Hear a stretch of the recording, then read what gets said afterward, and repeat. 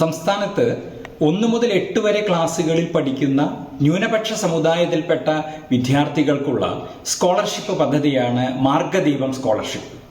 സംസ്ഥാന സർക്കാരിന്റെ ന്യൂനപക്ഷ ക്ഷേമ വകുപ്പ് തയ്യാറാക്കിയിരിക്കുന്ന ഈ സ്കോളർഷിപ്പിന് നേരത്തെ 1 ലക്ഷം രൂപയാണ് വരുമാന പരിധി എന്നായിരുന്നു പ്രഖ്യാപിച്ചിരുന്നത്.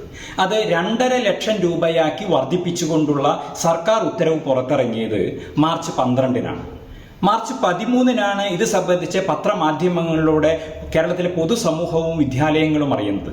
ഈ സ്കോളർഷിപ്പിന് അപേക്ഷ നൽകേണ്ട അവസാന തീയതി മാർച്ച് 15 എന്നാണ് സർക്കാർ പ്രഖ്യാപിച്ചിരിക്കുന്നത്.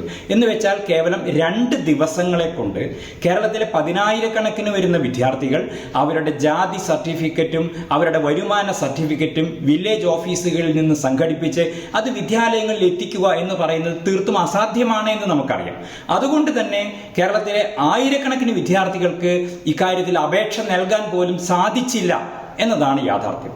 ഇത് സർക്കാർ തിരിച്ചറിഞ്ഞ് ഈ വിദ്യാർത്ഥികൾക്ക് മാർഗദീപം സ്കോളർഷിപ്പ് അപേക്ഷ നൽകാനുള്ള സമയപരിധി അടിയന്തിരമായി ദീർഘിപ്പിച്ചില്ലെങ്കിൽ അർഹതപ്പെട്ട ഒരുപാട് പേർ ഈ പദ്ധതിയിൽ നിന്നും പുറത്തു പോകേണ്ടി വരും എന്നുള്ളത് സംസ്ഥാന സർക്കാരും ന്യൂനപക്ഷ ക്ഷേമ വകുപ്പും പ്രത്യേകം പരിഗണിക്കേണ്ടതുണ്ട് എന്നാണ് ഇത്തരണത്തിൽ ശ്രദ്ധയിൽപ്പെടുത്താനുള്ളത്.